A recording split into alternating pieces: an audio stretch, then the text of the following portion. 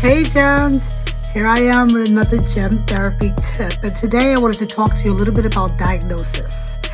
So as a therapist, what happens is someone comes to me and we begin something called a mental health assessment. It's the first thing I do when I'm meeting with somebody who's interested in seeking mental health treatment, aka psychotherapy. So as a result of the mental health assessment evaluation, I gather a lot of information. And that information, I pull from it and I do what's called a diagnosis. It's like you go to the doctor and you tell them what's going on with you and they give you a diagnosis. We do that as therapists, we diagnose. One of the things that I want to clarify about diagnosis is when I meet with somebody for the first time and they're sitting in front of me for 60 to 90 minutes for a psychiatric diagnosis, you might hear it called a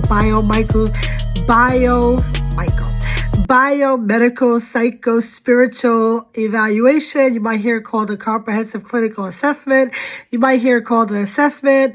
There are so many names for it, but at the end of the day, it's the very first initial meeting that you have with a clinician where they gather information to diagnose you and plan for treatment. So I'm sitting with somebody, I get all these different symptoms. I'm sitting with them for 60 to 90 minutes and I have to give a diagnosis. Of course, I haven't gathered every little bit of information. Because I'm a skilled therapist, I do get people to open up pretty quickly, but still, there's so much information I don't get. So what it's called at first diagnosis is a presumptive diagnosis. I'm presuming that I have all the information and that what's being presented is accurate, but the thing with diagnosis is they can change. They can change based on information. That's one thing I wanted to explain. Diagnosis, the first time, is not because it's presumptive, it's inaccurate. It's accurate.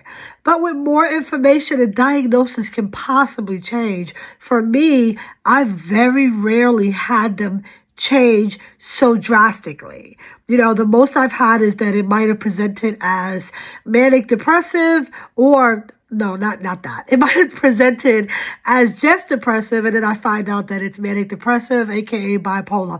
But anyway, the main thing I do want to get across to you is to understand about diagnosis is that they do and they can change. I've had people who might have been diagnosed as a child with depression, and then later in life they're diagnosed with bipolar, and they say, oh, those doctors got it all wrong. No, that's not true. What we diagnose are presenting symptoms. Right? So what you present in that moment is your diagnosis. We don't base it on past symptoms because we can only treat what's actively happening. So the other thing too, I want to make sure that I emphasize.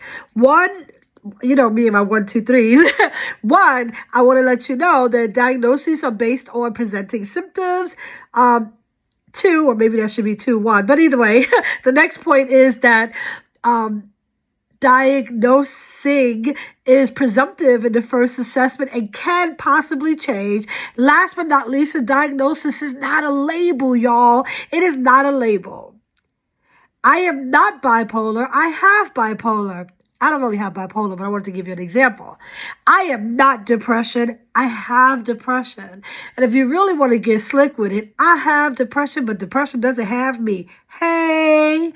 So anyway, here, that's a little information about diagnosis. Remember, your mental health matters, and you want to kind of get an understanding of the symptoms that meet the criteria for a certain diagnosis, not to put a label on you, but so that you can be treated effectively. I am not going to treat my person with schizoaffective disorder the same way I'm going to treat my person that has borderline personality disorder.